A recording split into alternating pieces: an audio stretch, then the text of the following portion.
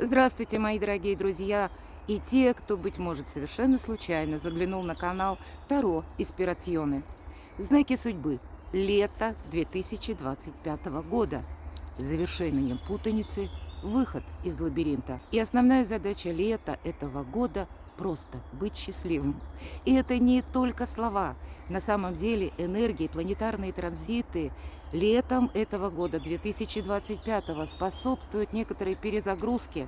Месяца июнь и июль могут стать знаковыми и судьбоносными в формировании нового качества жизни, а также нашего мировосприятия, восприятия окружающих событий, той обстановки, в которой мы с вами проживаем. Давайте настроимся на подсказки собственной души и попробуем на практике осуществить то, что нам приносит радость, вдохновение, дает ощущение полета и помогает справиться с трудностями. И июнь 2025 года – это время добрых энергий. Это будет сопряжено с тем, что Юпитер, планета, которую мы знаем, часто об этом говорят, как планета счастья, больших подарков, входит в знак зодиака Рак. И именно в знаке зодиака Рак проявляет Юпитер свои самые наилучшие тенденции, способствует разрешению спорных вопросов, помогает нам примириться, договориться или, мои дорогие, просто рассмотреть альтернативные варианты развития событий. Вы часто, кто долго смотрит мои видео, слышите эту фразу. Но опять же, это не просто слова. Где-то себя внутренне перестроить, что, может быть, так складываются внешние события. Или мы находимся в той ситуации, которую мы кардинально изменить не можем. И это не означает, что это какой-то стопор, и уже все, прямо жизнь закончилась, и все хорошее позади. Нет, нужно оттолкнуться от того, что мы имеем. Или то, чем мы располагаем. Рассмотреть собственные ресурсы. Возможно, как-то более грамотно тратить свое собственное время. В конечном итоге именно Юпитер нам придает больше жизненной энергии, больше жизненных сил и, самое главное, оптимизма. А июль 2025 года, когда планета Уран, символ инноваций, технического прогресса, революционных решений, перемещается в знак зодиака Близнецы. И в этом знаке планета Уран себя чувствует максимально свободно. И поэтому мы с вами ожидаем как некоторых прорывов в информационных технологиях, изменений в сфере просвещения, образования, пересмотров в области коммуникации, транспорта, цифровых технологий, искусственного интеллекта. Хочу добавить, что мы с вами живем в удивительное время. И хоть мы часто сталкиваемся с некоторыми метаморфозами, когда нас жизнь ставит буквально в тупик, и мы не знаем, как к этим событиям относиться. И сначала нам кажется, боже, все пропало. Мы не знаем, как поступить правильно. Но поверьте, мои дорогие, это чудесное время для нас произвести какую-то перезагрузку, чтобы вот именно этот выход из лабиринта, он у нас состоялся. Или завершилась какая-то путаница, которая нам мешает жить. Эпоха перемен – это не так просто. Время между прошлым и будущим. Когда и невозможное возможно. Когда мы понимаем, возможно, все. И если мы оглянемся немножко назад, еще даже 5-10 лет тому назад, что для истории это одно мгновение. Ведь не было такого технического прогресса. Или то, что мы раньше слышали, казалось вообще из области фантастики. И теперь мы с вами понимаем, что шаг за шагом, с каждым днем мы приближаемся к какой-то новой системе отсчета. И поэтому для того, чтобы мы были счастливыми, нам нужно принимать, может быть, те условия, в которых мы живем, или тот наш опыт, причем принимать беспристрастно, не пропуская через эмоции. Мы с чем-то ведь можем не соглашаться, но от этого кардинально вряд ли что-то изменится. От того, как мы сумеем себя организовать или сумеем адаптироваться. Я в своих видео очень часто говорю, помните, что 2025 год – это время перезагрузки. И вторая половина 2025 это как раз и наступает, наверное, тот период, когда мы просто обязаны для самих себя адаптироваться к той ситуации, которая есть в реальной жизни.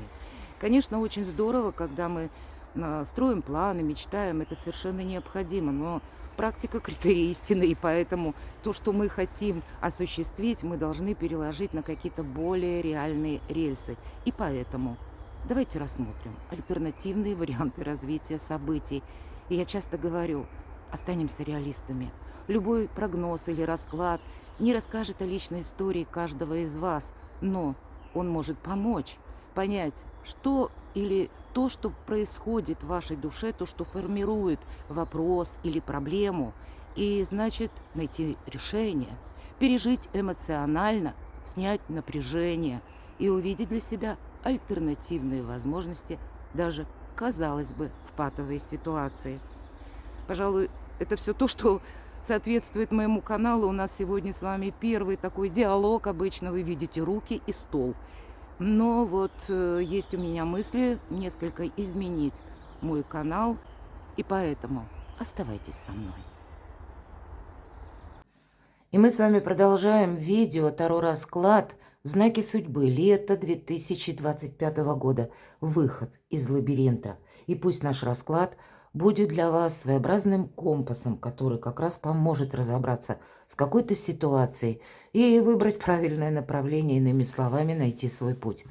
Используем сегодня 2 колоды и по 3 карты зададим на разного рода вопросы. Сначала думала сделать его по месяцам: июнь, июль, август, но поскольку мы все разные, а карты лишь метафора, я решила задать общие вопросы. Поскольку у кого-то эти перемены могут начаться, или вы уже к ним идете, да, и что-то было запущено, как какой-то проект или тема, вы уже чем-то, как в процессе разработки, у вас какое-то дело находится, да, а кто-то только решается на что-либо.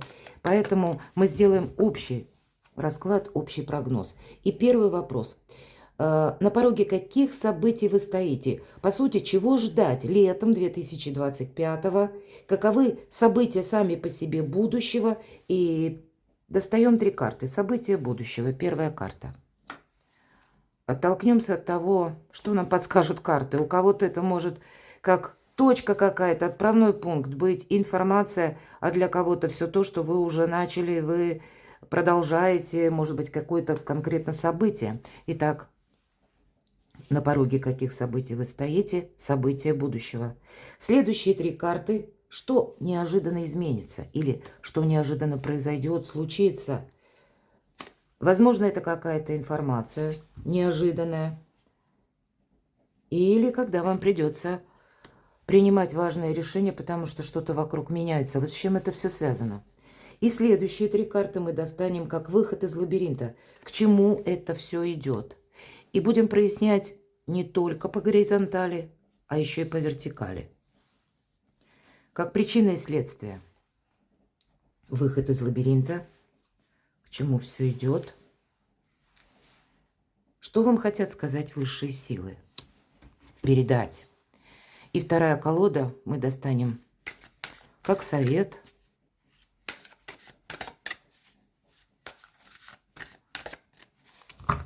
Достанем одну карту, а дальше пойдем по ситуации, в зависимости от того, какую нам информацию дадут карты. Итак, на пороге каких событий вы стоите, что для вас ключевое значение имеет в течение лета. Люблю эту карту, она сама по себе символизирует как путь в будущее, потому что мы должны отплыть от прежнего берега. И часто, кто смотрит Таро-расклады или кто-то сам занимается картами Таро. А Таро — это наши друзья, это себя услышать лучше, это правда. Всячески приветствую. Так вот, на классических колодах это какой-то безжизненный берег, безжизненная пустыня, где уже ничего не растет, как будто уже все пасьянсы разложены, все партии в шахматы мы сыграли, да, уже какой-то занавес состоялся. Вроде как дошли до последней точки маршрута, понимаем, что здесь нам, как мы говорим, ничего не светит. Или уже даже нечего терять, может быть, у кого-то и так. Уже все, что мог, я сделал, я уже все совершил. И вот эта карта иногда символизирует, что мы хотим, понятно, добиться чего-то своего. Может быть, успеха, может быть, популярности, может быть, решить даже пусть насущую какую-то денежную проблему. Для кого-то это может быть основной побудительный мотив, потому что денег не хватает. И я уже рассматриваю даже те варианты, которые прежде отмахивался. И вот тут как раз и может проиграться тот момент, когда вы раньше ходили на работу по найму, А тут вы начнете анализировать, а нет, вот что я могу делать лучше всего? Что у меня получается лучше всех? Или чего просит моя душа? Это не абстрактно, вполне конкретно, чем вам нравится заниматься. Потому что когда мы занимаемся любимым делом, у нас нет вот этого ощущения каторги. Или когда мы вынуждены словно что-то делать, именно вынуждены. А здесь мы как и внутренне готовы к этим самым неожиданностям, так и испытываем, знаете, как драйв какой-то внутренний, душевный. И вот как раз по шестерке мечей это старт в будущее. По сути дела, это наш прогноз посвящен этому вопросу. Старт в будущее, как знак судьбы, как будто начинай, решайся, вот как знак судьбы, мои дорогие, кто смотрит. Первый знак судьбы говорит вам, что пора проститься с некоторыми прошлыми позициями. Может быть, это взгляды. Или когда вы сами себя, может быть, пытались где-то настойчиво адаптировать к той ситуации, которая вам не нравится. Вот у кого-то даже так. Вам, ну, даже не хочется быть в ней, но вы почему-то себе говорите так настойчиво. Или, знаете, как мантру себе читаете, что ну, вот это именно твое место, твоя точка адаптации. А карта говорит о переменах. И пока мы не сделаем этот первый шаг, мы не решимся на что-то. Тут, по сути дела, время и решений, и еще одновременно решимости. То есть вот нам не говорят о какой-то длительной, да, еще пока истории. Нам говорят искусство первого шага. Искусство быть в согласии с самим собой, самодоверие. И пусть мы 1000 ошибок совершили, ну еще совершим столько же. Мы с вами люди. Не нужно себя ругать, костерить за то, что мы где-то прежде кому-то доверились или были в чем-то наивными. Ну, наша жизнь, наверное, из этого состоит. Поэтому искусство мелких шагов где-то, искусство адаптации к тому, что нам встретится на пути. Это карта заслуженного успеха. Она говорит о том, что и еще какой-то путь нам предстоит пройти, но словно нужно на что-то решиться. И вы знаете, больше, конечно, это профессиональная какая-то деятельность или, скажем, самовыражение. Хотя для кого-то эта карта будет говорить как знак судьбы, решайся конкретно на переезд, на перемещение. Может быть, работа, которая, если это где-то перекликается или откликается в вашей душе, когда вам хочется ту работу, когда приносит она возможность знакомиться с миром, узнавать культуры, путешествовать, иными словами, командировки. И для вас это не каторга, для кого-то командировка – это как тяжкий груз, а вам бы именно так и хотелось. Или, может быть, когда вы хотите работать из любой точки мира, почему я часто говорю по этой карте, это где-то проигрывается. Такой старт, вы можете ощущать эти энергии уранические, которые в пробном периоде будут с июля до ноября, потом обратно планета Уран вернется в Телец для того, чтобы завершить последние аккорды, все то, что он, ну, где-то поменял или где-то реструктурировал за предыдущие 7 лет. И уже в 26 году, с апреля месяца, с 27 числа, окончательно перемещается Уран в знак зодиака Близнецы. Но вот эти месяцы 25 года, июль и до ноября, это, знаете, как какая-то прелюдия, может быть, перед тем, чем мы будем заниматься, или какие планы свои мы поставим во главу угла, или на первое место, или какими, ну, где-то ресурсами мы можем обладать. Тут разного рода подсказки могут быть, или что нас может заинтересовать.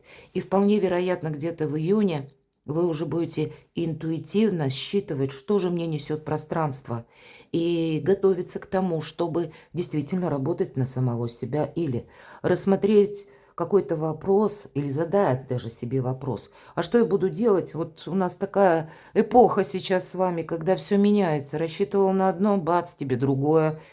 И многие приходят из вас, я думаю, к выводу, что ну, нужно иметь какую-то либо сферу собственной занятости, либо какое-то дело, пусть маленькое, которое поможет как раз адаптироваться к какой-то сложной ситуации, когда надеяться-то нужно на самого себя.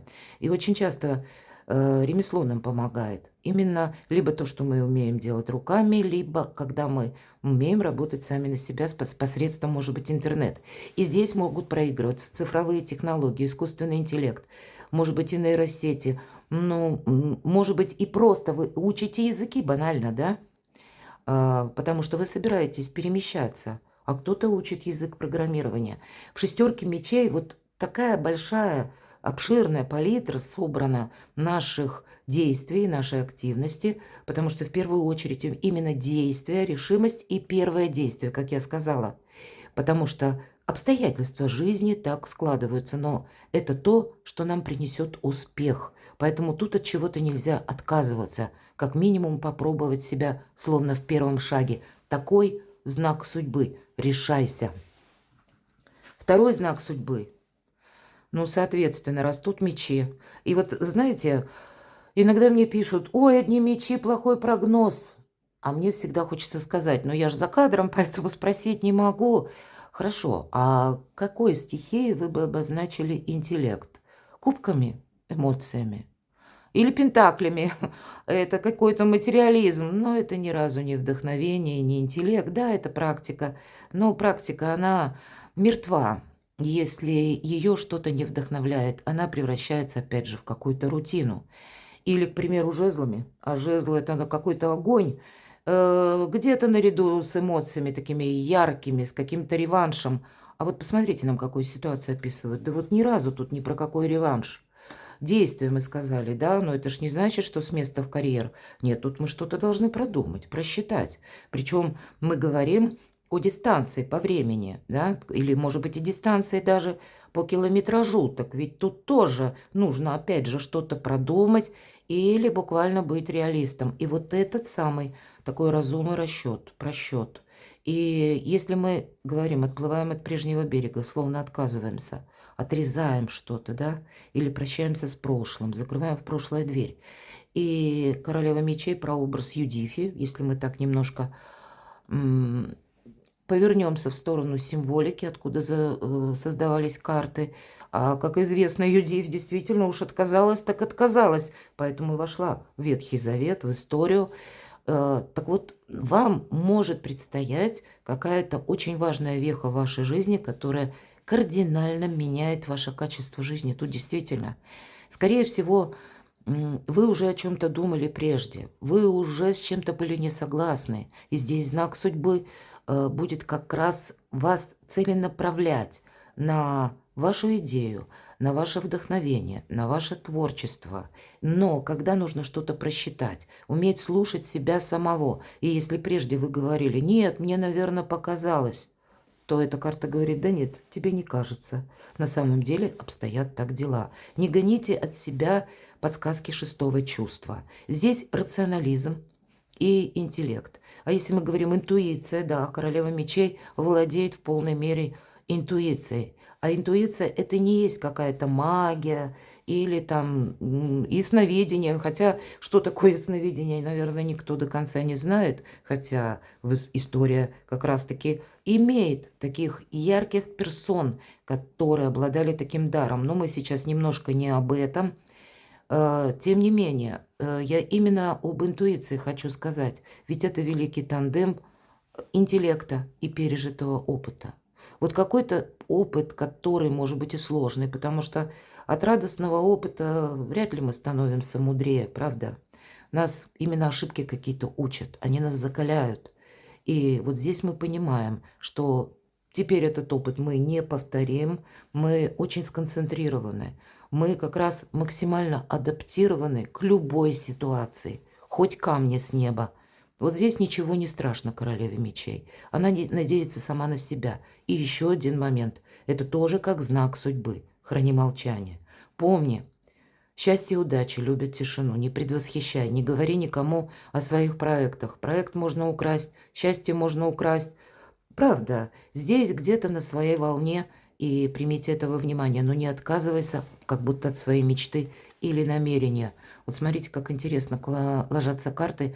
Тройка жезлов – это карта будущее. Решайся и делай первый шаг. Но мы говорили, и нам показана девушка с серфингом стоит, да, ждет волну.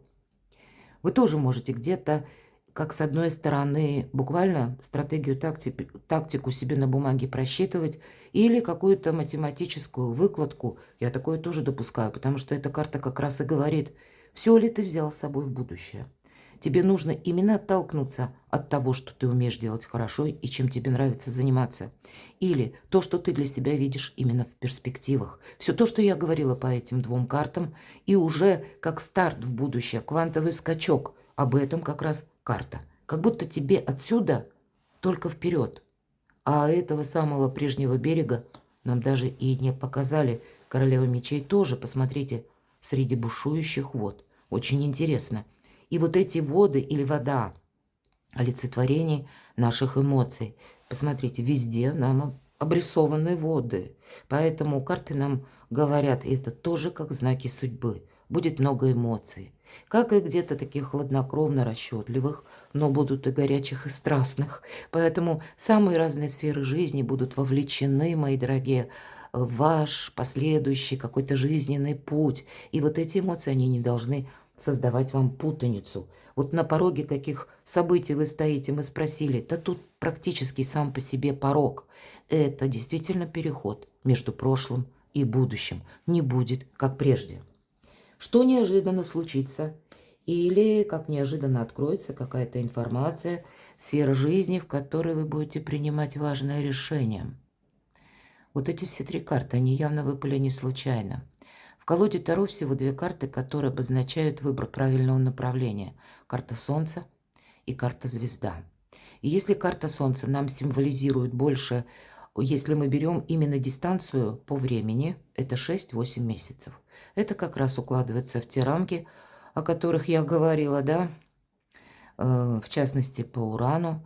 И мы должны словно свою путь к благополучию, путь к Солнцу отстроить и уделять внимание своему проекту придется самым активным образом.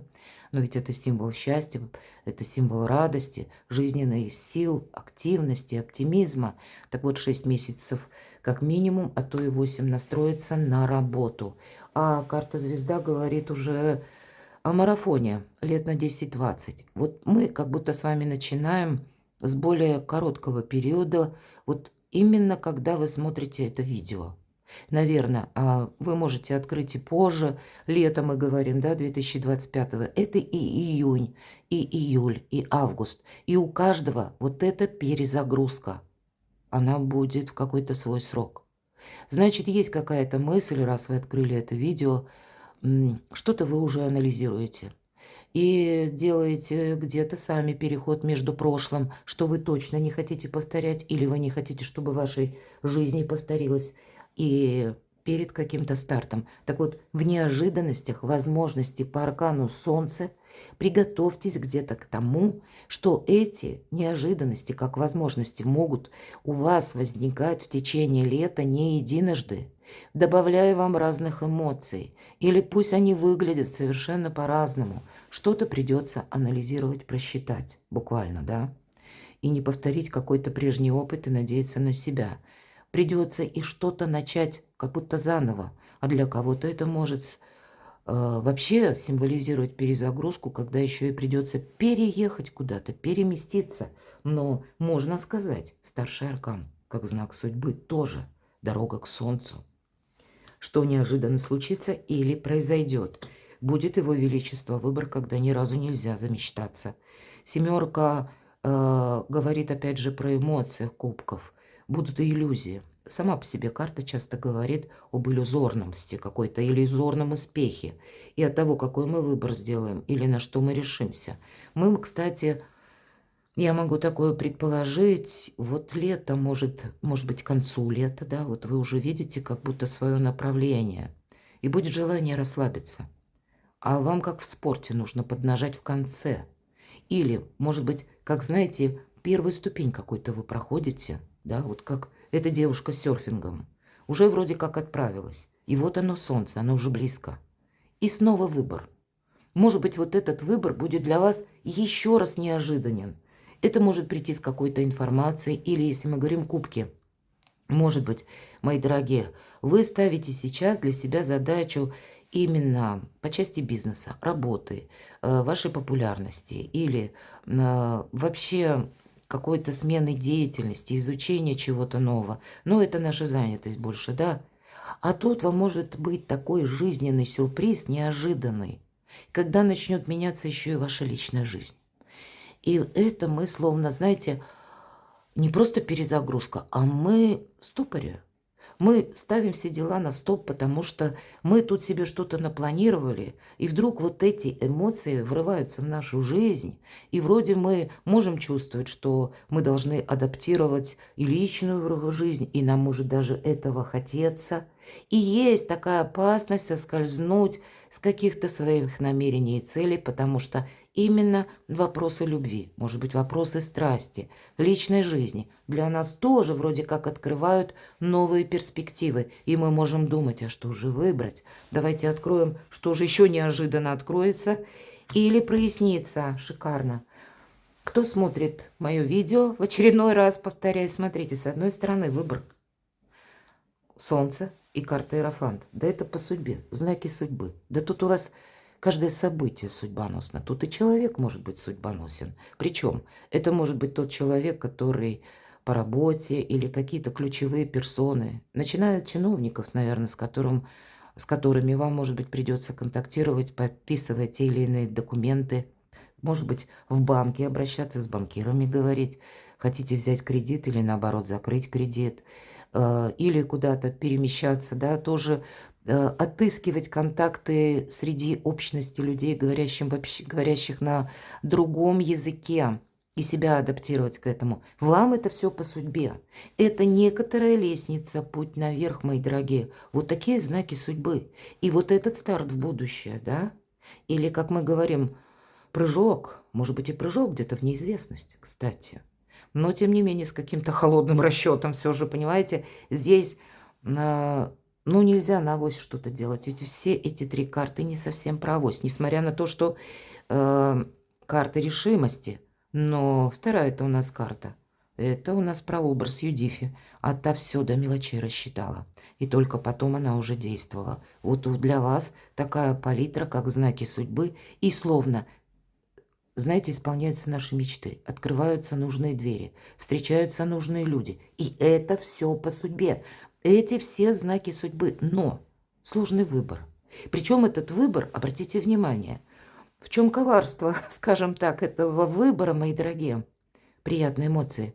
Семерка кубков, она сопровождается именно приятными эмоциями. Нам что-то нравится, нам приятно. Может быть, уделяют знаки внимания, говорят комплименты, дарят подарки или наша популярность. Уже есть как будто солнце, уже есть какой-то прорыв. И, конечно, мы можем подустать за первую половину пути, и нам хочется расслабиться и отдохнуть. А вот правда, как в спорте. Посмотрите, нам как будто это только первая ступень пройдена, а еще этих ступеней много. И здесь будет очень важно, кстати, по неожиданностям. Где-то карта дает подсказку. Сейчас ключи в твоих руках. Ты, конечно, можешь вообще бездействовать и думать, что как-то там потом судьба распорядится. Но, тем не менее, тебе судьба дает эти ключи для того, чтобы ты отстроил свой путь наверх. И карта Иерофант, когда мы что-то делаем по закону, мы не идем против системы. Мы не конфликтуем буквально с чиновниками, мы не пытаемся застревать в одном кабинете и что-то там доказывать, потому что мы сталкиваемся с теми людьми, как правило, по этой карте, которые действуют в рамках своих полномочий. И ты там хоть что говори. Есть определенный регламент, человек работает по приказу, может быть и так. Тут с разного рода людьми мы можем контактировать. И наша сила, она будет во взаимодействии. Как мы сумеем договориться в дипломатии, потому что Иерофант – это тот, который и учитель, и ученик. Учитель, если мы говорим, казалось бы, да, он же все знает. И ему или он призван как раз учить, давать советы. Но нет, Иерофант понимает, что он многого и не знает. Как вот есть фраза «я знаю, что я ничего не знаю», поэтому он также готов учиться. Это не конечная точка маршрута, а какое-то действие должно быть продолжено. И поэтому и адаптация какая-то предусматривается. Значит, вот есть момент перехода после Солнца. Может быть, для кого-то это палитра событий. И наш расклад, хоть мы его назвали «Лето 2025», а я могу предположить, это до конца 2025 года у вас будут продолжаться, может быть, так циклично, какие-то события в вашей жизни, в том числе и неожиданные. И вот этот выбор, он будет многократным, потому что каждая ступень, это будет как путь к Солнцу, выбор и опять подъем на ступень выше. По сути дела, опять же, знак судьбы. У нас какой-то интересный с вами расклад получается. И чтобы вы тут не надумали, вот как по шестерке мечей, самая разная широкая палитра, куда вы можете приложить свои знания, свои таланты, мои дорогие, может быть, какую-то миссию совершить или написать шедевр, смотря чем вы занимаетесь. И творчество тоже по шестерке мечей проходит. Это то, что зарождается в нашей ментальности. Это тот проект, который видите вы, а больше не знает никто. И, кстати, никто и не поймет. Потому что вы только, вам как будто нужно воплотить в жизнь то, что вы где-то понимаете своим интеллектом. Здесь, правда, какая-то миссия проходит, что-то очень знаково важное. Ну вот, видимо, неожиданно для вас будет важно не упустить какие-то возможности. А возможности порой, повторяюсь, выглядят не совсем так, как мы это представляли. Не отказаться от чего-то, а попробовать себя. И тут скорее вопрос будет выбора стоять не в том, что мы какую-то сепарацию проводим, а может быть нам придется соединить. Вот как эти, наверное, две карты. Холодный расчет, холодную голову. И вот эту жизненную силу, активность, да, по тройке жезлов. Мне всегда хочется сказать, много огня в этой карте, словно Марс, Солнце само по себе. И значит, вот приложение наших сил или приложение наших талантов в каком-то очень правильном направлении дает возможность получить вот это солнце, получить свою мечту. Причем вот так ступенька за ступенькой, как я только что рассказала. Выход из лабиринта. Давайте к чему все идет, узнаем и рассмотрим эти карты по вертикали. Что нам, какие подсказки хотят дать. Высшие силы. Вот правда, если вдруг, как я уже сказала, сначала вы занялись тем, что вы хотите осуществить, ваши честолюбивые планы, амбиции какие-то, в хорошем плане. Без них, ну а как? Нам нужно проявлять харизму. А, кстати, у нас про харизму где-то наш с вами расклад. И посмотрите, десятка кубков. Совместить. Вот это солнце, оно, по сути дела, где-то... И ведь это полнота эмоций, полнота радости. Когда у нас все в балансе. Да, это карта эго. В этом есть такой подвох, когда мы хотим настоять на своем. А сепарация только иллюзия, мы с вами об этом тоже говорили, поэтому если стоит выбор между амбициями и личной жизнью, баланс, мои дорогие, придется держать, и тогда вы получите значительно больше. Тогда к чему все идет? К полноте счастья. Знаете, к стабилизации каких-то многих вопросов, которые могут касаться конкретно жилья, финансового обеспечения вашего, ну, в целом, так скажем, или вопросов личной жизни, вопросов семьи, вопросов пары, вопросов взаимодействия с детьми, может быть, со взрослыми детьми, даже если есть какие-то, ну, незакрытые темы. И, может быть, это у кого-то еще и будет означать, что это где-то на расстоянии все вот это вы будете осуществлять. Тут какой-то не просто период по времени, а тут еще и дистанция у кого-то может быть по километражу. Такая перезагрузка или к чему все идет, вот это, наверное, мы и называем новое качество жизни. Вот такой у вас выход из лабиринта может быть, но не в простых энергиях, это все то, что я говорила до этого времени. Давайте идем дальше все-таки, да, вторая часть, вот такая выбор или прообраз Юдифи, когда приходится выбирать, к чему все идет. И тут действительно какая-то перезагрузка, как я говорила, старший аркан, нулевой. Мы не можем с чем-то замечтаться, в том плане мы не можем себя подвергнуть риску. И, кстати, этот аркан предусматривает, с одной стороны, вдохновение или какой-то новый проект. Но изглупить-то мы не можем. Обратите внимание, девушка словно держит какой-то волшебный предмет. Это как прообраз Грааля. Но она несколько расслабилась, чересчур, держится за какой-то сухой сок И вот ей хочется вот этого ощущения словно полета, да, но где-то так не продумано, вот именно этот Грааль, он оказался над бездной. И вот какие-то невидимые силы уже приходят в движение. По этой карте нам говорят, все-таки ты будь аккуратен, не оступись буквально. Просчитывай все. Будет хотеться, опять же, расслабиться, я об этом сказала. Но ты можешь упустить тоже, чего ты добился. Вот, кстати, это как выход из лабиринта. Значит, где-то карты говорят, не повтори прежние ошибки. Но и отказаться от своей мечты мы тоже тут не можем. Вот к чему все идет. То есть какая-то перезагрузка в разных дистанциях по времени, но как будто будьте к этому готовы. Это как будет тоже своего рода выход из лабиринта. Выход из лабиринта, вот третья ситуация, смотрите. Неизбежно, видимо, мы говорили, придется сталкиваться с теми эмоциями, которые, ну, может быть, и такие горячие, как по тройке жезлов, да, мы, может быть, с чем-то и не согласны, или наоборот, нам хочется вот на глубину чувств погрузиться, но, наверное, было бы неправильно погружаться в глубокую философию на пустом месте. Вот как раз пятерка чаш. У тебя будут как будто, ну, это, наверное, в жизни каждого из нас присутствуют какие-то разочарования. Пятерка чаш – это и есть разочарование. Иногда это карта усталости. А правда, так устроен человек, физиология. Когда мы максимально уставшие, мы начинаем какой-то анализировать прошлый опыт, который, по сути-то, никакого значения не имеет. Или вспоминать, где у нас там что было с минусом, или кто нас предал, кто нас обманул, или кто с нами поступил некрасиво. Вот мы можем в этом деле застрять. Пятерка кубков очень мелкая карта. О чем она говорит?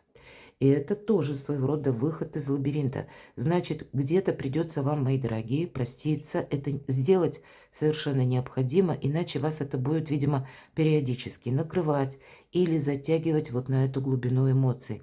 И в этой карте мне очень нравится, как изображена девушка, да, вот само по себе значение такое, знаете, доброе и передает, каким образом мы должны взаимодействовать с тем, что нам не нравится, или с тем, что нам как будто возобновляет какую-то болевую точку в нашей душе.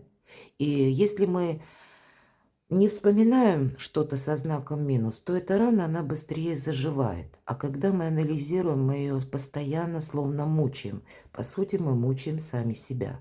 Так вот, эта карта нас приглашает выплакать горе, словно избавиться от этих эмоций, позволить этим эмоциям, которые на карте собраны как будто в один вот в этот сосуд.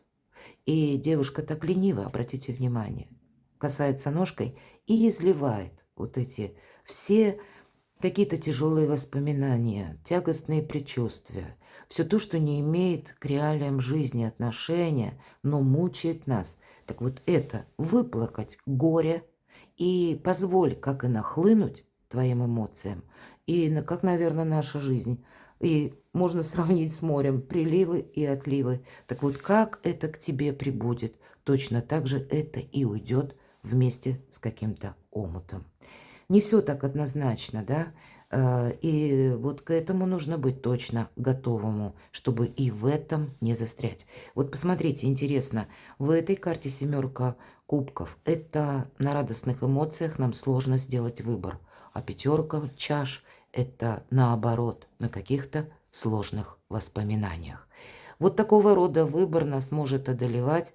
А вы посмотрите, какие прекрасные карты, когда мы решаемся. Словно и по судьбе, да, уже какой-то путь наверх, это, по сути дела, прогресс. Карта Солнца, а под ней новое качество жизни. Давайте откроем карту Совет. Мне нечего добавить. Предполагала, достану еще и другие карты, но нам тут буквально говорят: семья, любовь, радость. Все, вот нечего, мои дорогие, добавить.